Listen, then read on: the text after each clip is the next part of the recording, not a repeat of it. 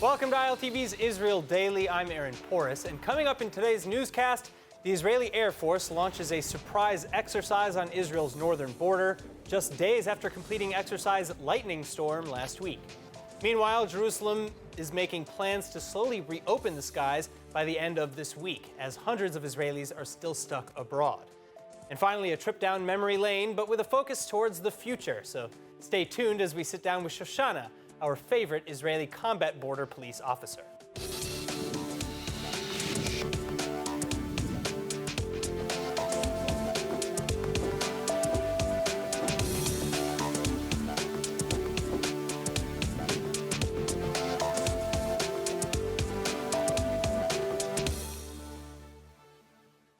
The Israel Defense Forces launching a surprise 3-day Air Force exercise in the north of Israel late Sunday night.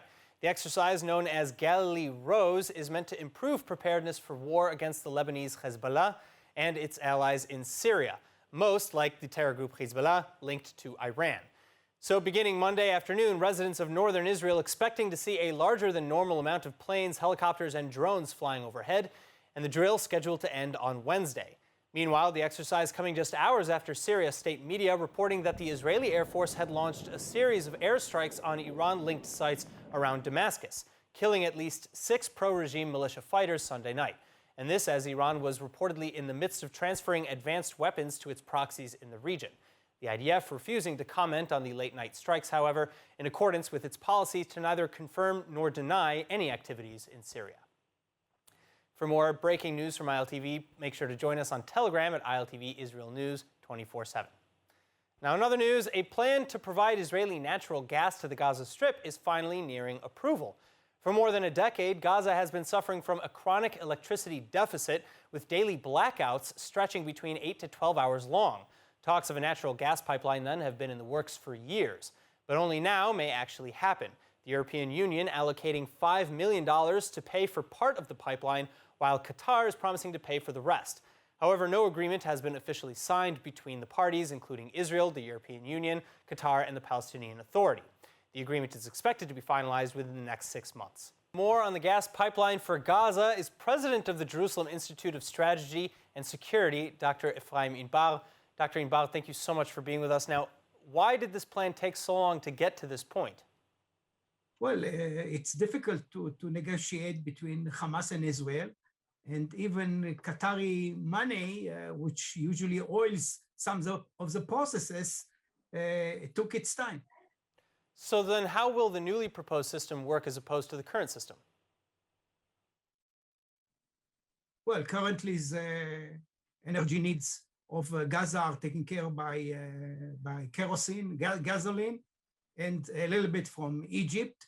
And now they will be able to get gas via pipeline from Israel. This will considerably lower the price of electricity in Gaza. Moreover, it will allow the Gazans to divert some energy to a desalination plant, as well as to a waste treatment plant, which will clear some of the pollution that comes from Gaza. So would this solve Gaza's energy problem?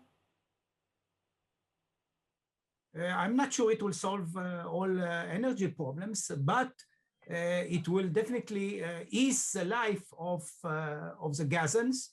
And after all, Israel is not interested in having hungry and desperate neighbors. It will also become a leverage, a greater leverage Israel has on Gaza.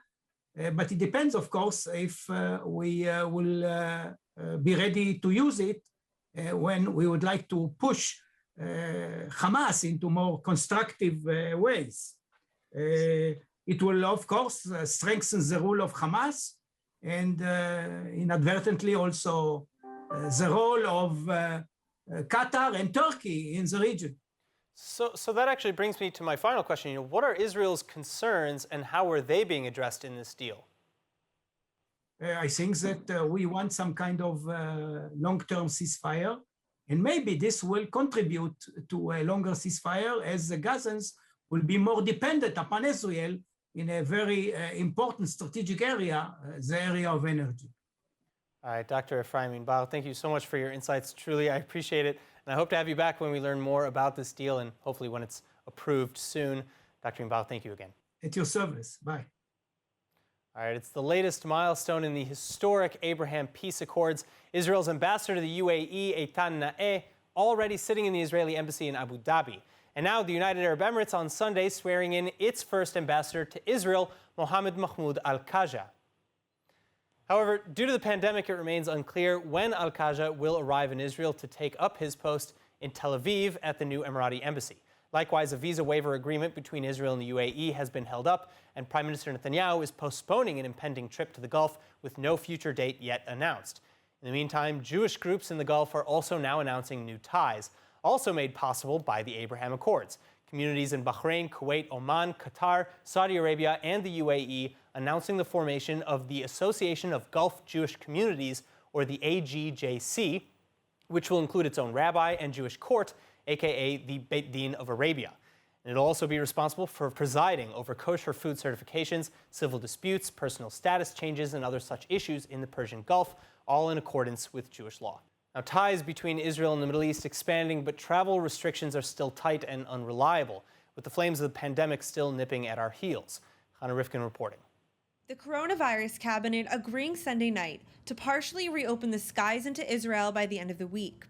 And the Defense Ministry now tasked with preparing hotel accommodations to quarantine new arrivals. The new limit of 2,000 incoming travelers per day approved by the government as the country slowly exits its third lockdown, but also as hundreds, if not thousands of Israelis are still stuck abroad with no way home. Prime Minister Benjamin Netanyahu outlining the nation's lockdown exit strategy. אנחנו רואים התחלה של ירידה בנתוני התחלואה וזה סימן טוב. ועם זאת עלינו לנהוג בזהירות ולפתוח את המשק בהדרגה. תוכנית היציאה האחראית מהקורונה שאני מביא כאן היום, יחד עם שר הבריאות והמומחים של הבריאות, מורכבת משלושה חלקים. ראשית, שמירה הדוקה על גבולות המדינה, בים, באוויר, ביבשה. שנית, פתיחה הדרגתית של הכלכלה באמצעות דרכון ירוק. אנחנו נפתח את המשק בשני שלבים. שלב ראשון החל מהשבוע הבא, שלב שני שבועיים לאחר מכן. שלישית, מבצע לאומי לחיסון גילאי ה-50 פלוס שעדיין לא התחסנו. Finally, Netanyahu warning that the alternative to the plan is repeated lockdowns like we're seeing elsewhere around the globe. That said, the Purim holiday next week raising concerns of massive gatherings, leading health officials to consider renewed lockdowns across the country anyway as a preventative measure, especially with the COVID infection rate persisting at upwards of 7.5%. New infections overnight bringing the total of active cases to 54,800, at least 990 in serious condition, and the death toll over 5,400. Meantime, as local travel restrictions are revisited, regional partners are working with Jerusalem to boost international tourism as well. Israel, Cyprus, and Greece announcing special travel deals for vaccinated individuals as a pilot for the rest of the world. And hear from the Israeli Foreign Ministry to discuss is head of the Economic Bureau, Ilan Flus. Thank you so much for being with us.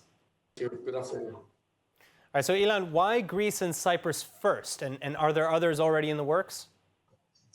I would say Greece and Cyprus obviously are our regional neighbors, very close relations. We had the visit of the President of Cyprus yesterday, the visit of the Prime Minister of Greece last week. So I think this is the explanation why those two countries first.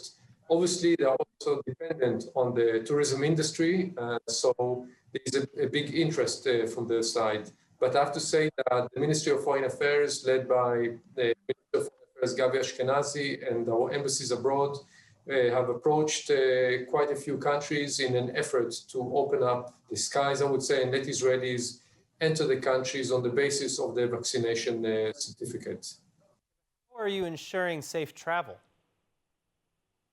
So the whole idea is, since Israel has an advantage with quite a big amount of the population vaccinated, we believe that traveling would be safer when you use the documentation of vaccination and not necessarily only the tests. A vaccinated person will not become an ill person or sick person, so it is safer. And the whole issue is really to achieve mutual recognition of those certificates, possibly with a combination of testing, and that will make traveling and movement of people between countries safer. So is there maybe, I don't know, are we adding to like our biometric passports, for example? And how's that going to work? So we're now basically working on the technology aspect of it, and a few approaches in the world. I have to say, we are talking to countries bilaterally, but we're also involved in a few of the multilateral processes, such as with the OECD, with the World Health Organization, WHO, with IATA and other organizations, trying to find solutions, which basically, we have to look at appropriate technologies that can be used. So it's not instead of a passport, but it is a certificate, and we have to see how it matches and works together with the passport, making sure that the process is digital and quick, because we have to also make sure that you don't have too many bottlenecks and too many stations at the airport, because that will mean too many people standing together, and obviously this can become a health risk. All right, so I guess my final question, is there a date on when this pilot is set to actually begin? There's no final date. Obviously, we are still dealing with the number in Israel.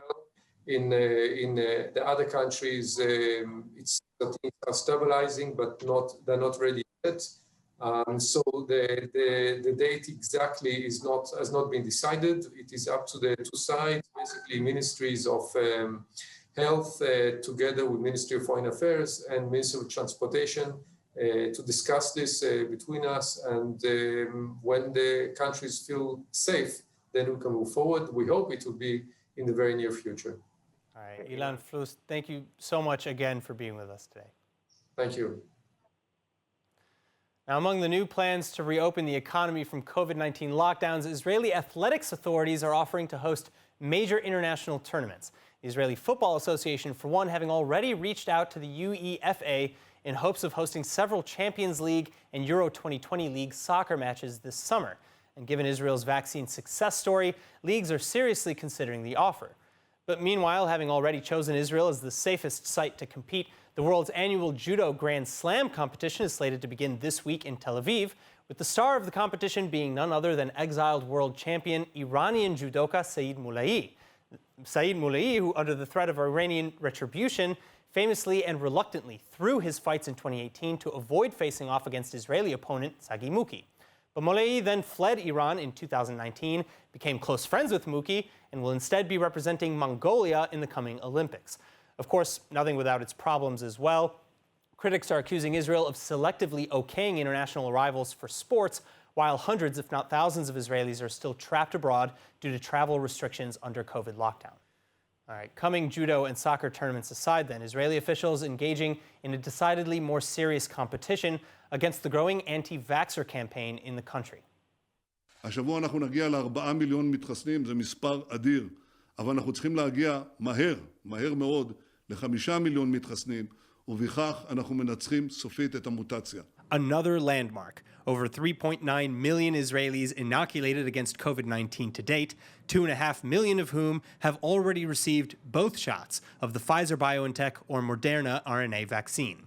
But a powerful wave of misinformation is seemingly still growing, threatening all of the progress achieved by Israel's rollout. And it's not just online. For example, the Israel Beitenu party claiming that we don't know anything about the vaccine, while rabbis like Yuval HaKohen Ashraf, who has no medical background, is saying that the vaccine can be fatal and cause infertility or severe allergies. The Health and Justice Ministry is responding then by launching a revitalized campaign to right the ship, including a digital task force with an enlarged budget to counter deceitful messages online. And that's not all. אנחנו נביא לממשלה חקיקת בזק שתאפשר לשלטון המקומי לקבל את הנתונים על אלה שלא התחסנו, ובכך לעודד אותם להתחסן, להציל חיים. ואני קורא גם לצעירים מביניכם. אני קורא לכם לעודד את ההורים שלכם ואת הסבים והסבתות שלכם ללכת להתחסן. אתם יכולים להציל רבים מהם, להציל אותם ממחלה קשה או חלילה ממוות. ולכו גם להתחסן בעצמכם. Meanwhile, taking a carrot and stick approach, authorities outlining the benefits vaccinated Israelis will enjoy, including being able to go to stores, malls, gyms, hotels, houses of worship, and more by as soon as this Sunday, pending a final decision in the cabinet. Again, though, putting the economic and social benefits aside, the benefits of vaccination for our health also far outweigh the risks. The latest reports released Sunday showing the Pfizer vaccine, for one, to be between 91 and 99% efficient in reducing infection and preventing the virus from evolving into a serious illness. Now, some of you may remember back in June when ILTV went to Jerusalem to speak with Israel's female combat border police officers. But just in case you need a refresher, here's a look back at our featured star of the story, Shoshana. This is Shoshana. At 19 years old, she left her home in Florida to enlist in the Israeli military. Brandishing an M16 rifle and kitted out with heavy body armour, Shoshana's duties are the same as her male counterparts. You see a lot of times in jobs, there's a difference with men and women. But here, I feel equal. Like, I really do feel as an equal, and it's interesting to be treated the same and have the same responsibilities and the same jobs, and it's really cool, honestly. Wow. So why bring this up again? Well, it turns out that we have some new developments in Shoshana's story.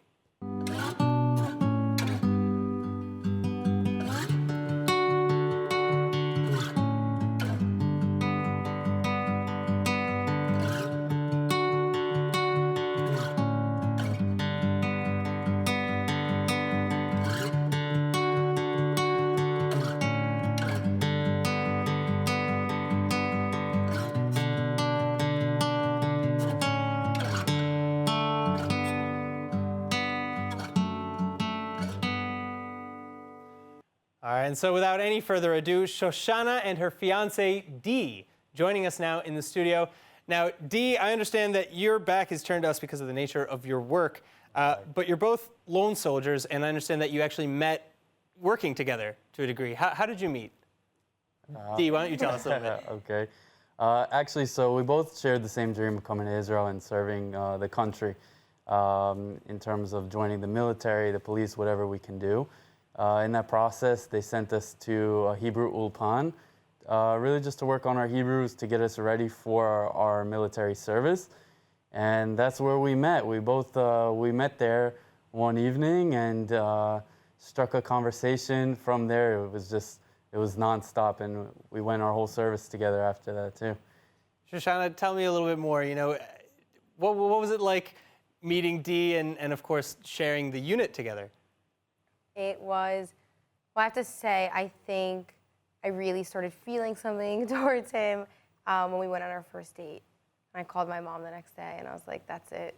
I met the one. Found him. Yeah, I found him. And working with him is amazing. I absolutely love it. It's fun. It's nice to have my fiance now with me on base, and if I have a hard day, just to know that he's there for me, that he can hug me and tell me everything's gonna be okay. I love it, honestly.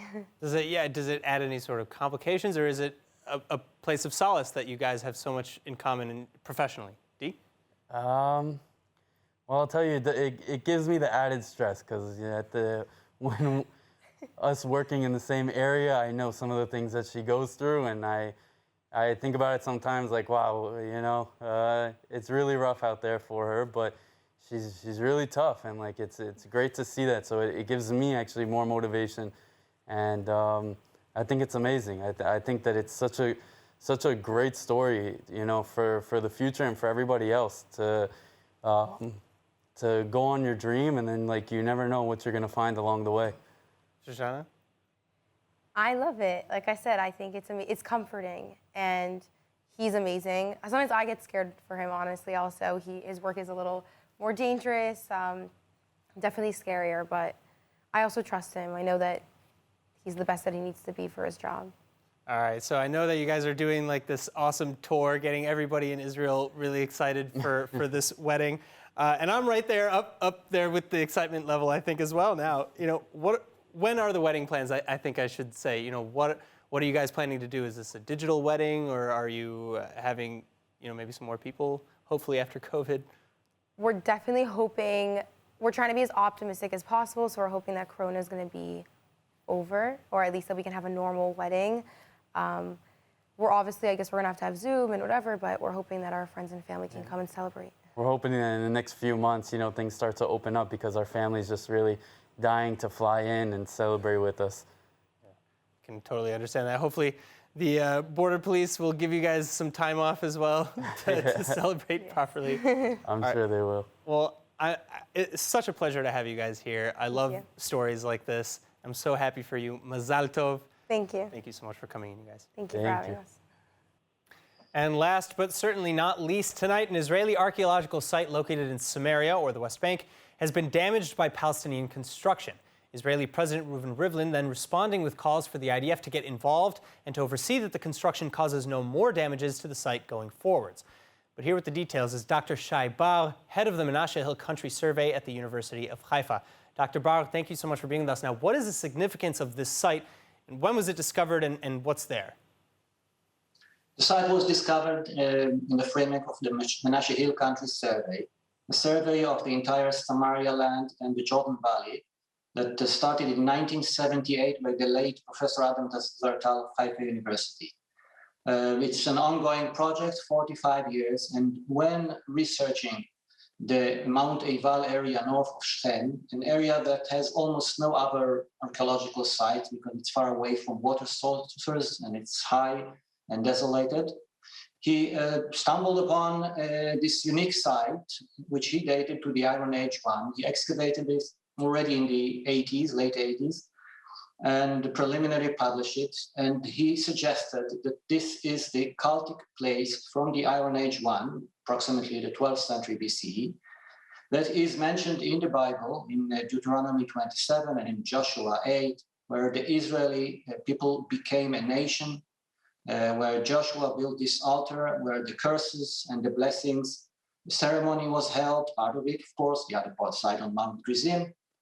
So this is a very important site for the nation of Israel, for the Bible, one of, actually, I believe, one of the most important sites from this period in Israel. What was damaged at the site by this construction? Well, the site has three parts. The main part is the structure, what I call the main structure, or the structure of the altar itself, which is a rectangular 9 by 7 meters structures, abutted by 2 paved courtyards and a ramp leading to the upper part of the structure. So this was not harder. This is the heart of the site. But this structure is surrounded by 2 enclosures. A smaller one, which we can see now that the structure is within in the middle, and a larger one. And what was destroyed is part of the western wall of the larger enclosure. So do you see the IDF's involvement, as President Rivlin called for, necessary? Well, this is not an archaeological issue, of course. It's more like a political issue, because the site of Mount Eival is unfortunately in what is determined by the Oslo agreements as Area B, which means that the Palestinians have civil jurisdiction there, and the IDF has only military jurisdiction. And that's why I, as an Israeli archaeologist, cannot work there. And the Palestinians should safeguard all heritage sites from all periods, from important to all nations, and it's their responsibility. And if they are failing to do it, then we should press more on the Palestinian administration to do their job better. All right, Dr. Shai Bar, thank you so much for being with us today. All right, now let's take a look at the weather forecast. Rain tonight and tomorrow is expected throughout most of Israel, as lows this evening will average at about 48 degrees Fahrenheit or about 9 degrees Celsius. Then tomorrow's highs will get to about 66 degrees Fahrenheit or about 16 degrees Celsius. Of course, before we go, let's take a look at what's going viral in Israel.